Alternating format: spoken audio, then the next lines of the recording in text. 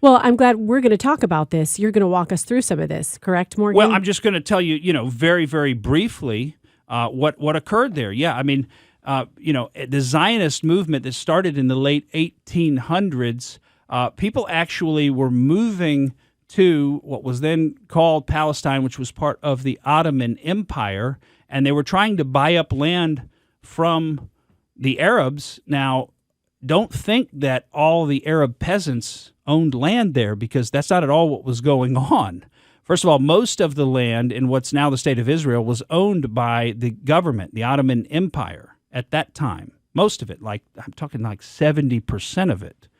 Of the portion that was left, a lot of that was owned by large Arab landowners. And yeah, they had peasants on the land working the land, but those peasants didn't own the land. And the rest of the land was being bought up by Jewish settlers who were coming back to their homeland, which, by the way, it was their homeland first. I don't know if you know that, but in the Bible, Jerusalem was the city of David. The Israelite kingdom under King David grew to a fairly large size, and King Solomon controlled a lot of that territory. And that was thousands of years before Muhammad was even conceived, before he was even born. So the idea that somehow Jerusalem belongs to the Muslims is just false. The Jews have been there much, much longer. It was their land. It was given to them by God. It's talked about in the Bible. Gaza is the name of one of the towns, one of the Philistine towns in the Bible. If you want to look that up, it's in Joshua 13:3. A lot of these names, Ashkelon, you'll hear the same names. These are the same town names that you find in the Bible. These areas have been fomenting trouble between the Philistines and the Jewish people, now the Palestinians, supposedly, which are the Jordanians, and the Jewish people. We're talking about for thousands of years. We're going to talk some more about that when we come back.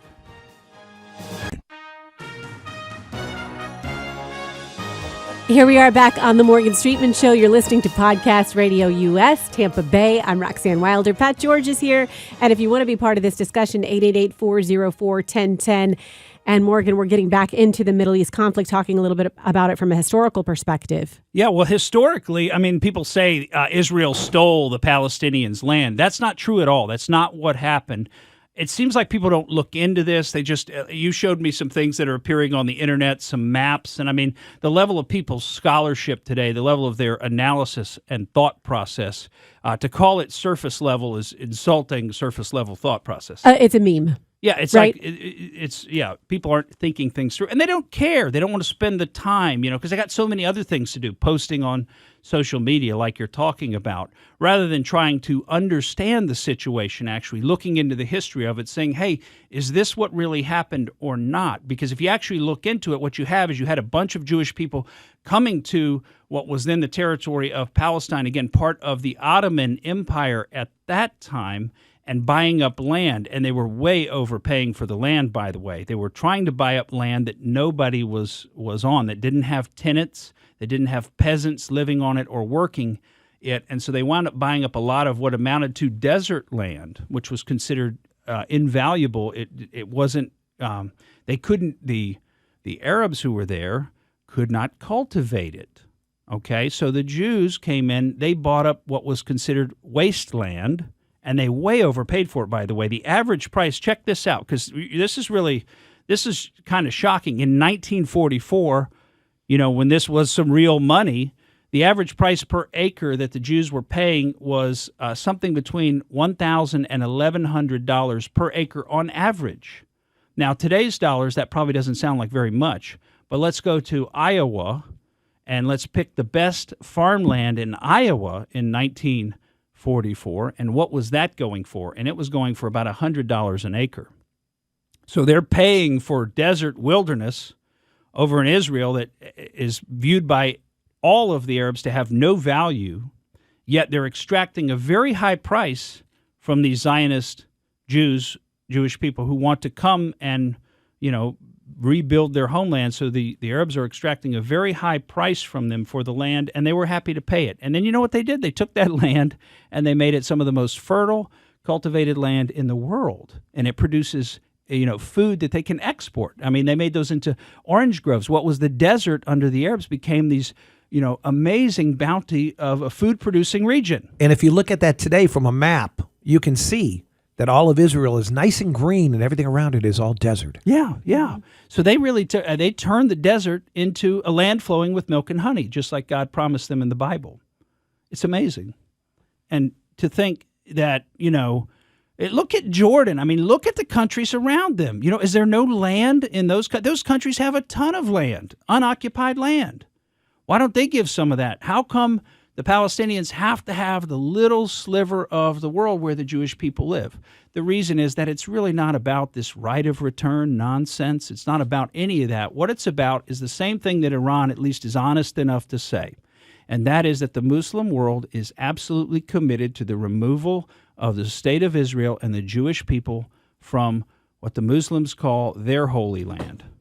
But like I said, don't forget, it was the Jewish holy land first, and God gave it to the Jews. So it's their holy land, not the Muslims.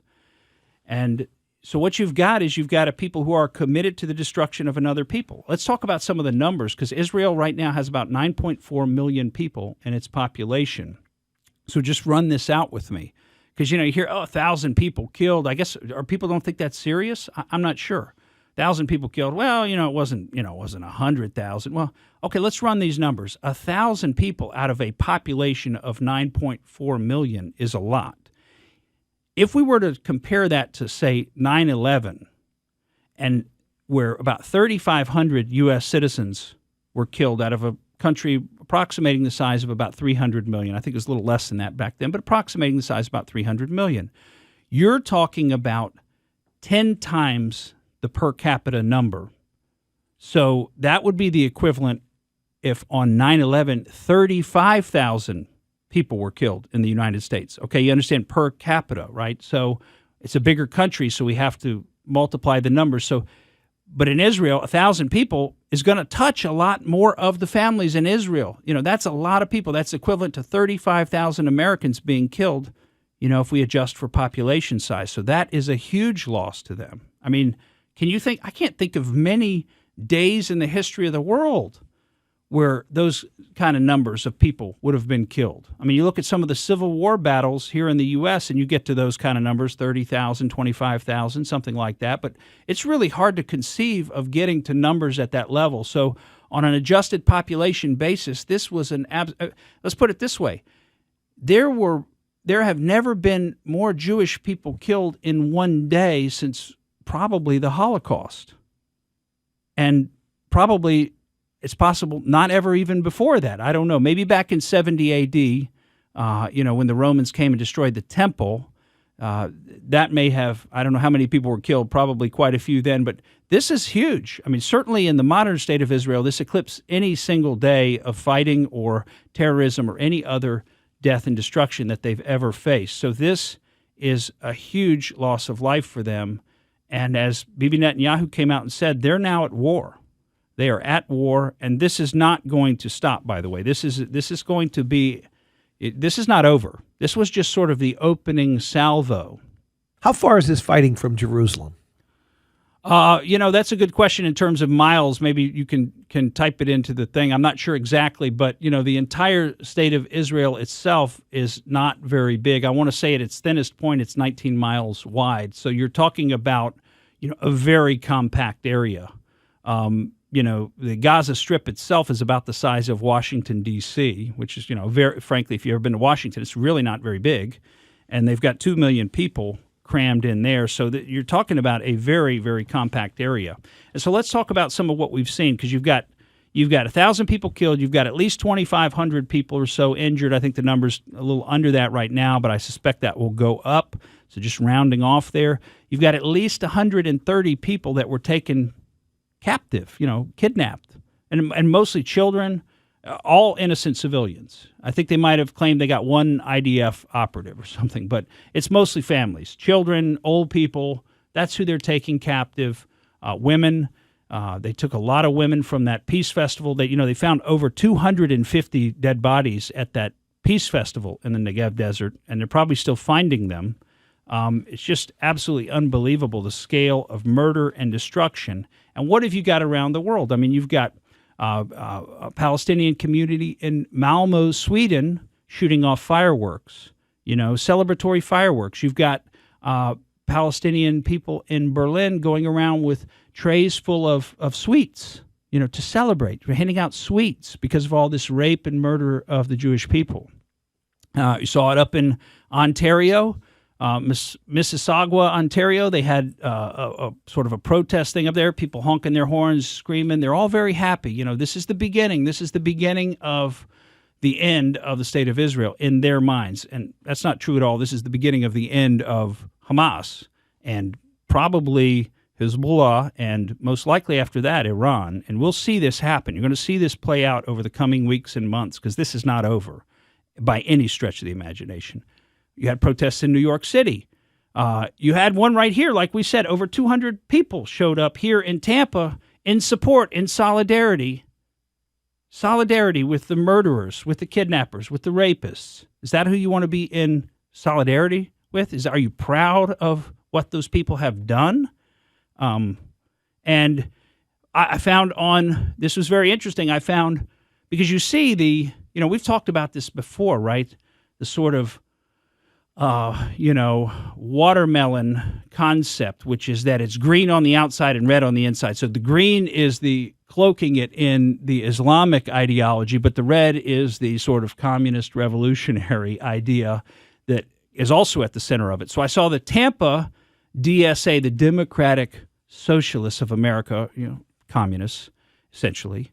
And they posted on their Twitter, or X, it's now X, not Twitter, but they posted on their Twitter feed, solidarity to the comrades who organized for Palestine in Tampa today. Tampa DSA is with Palestinian liberation. So let's hear what the Palestinians, guy who was interviewed in Tampa, had to say about what they were there doing in the protests. And I want you just to listen in their own words to what they're saying. So what's going on today?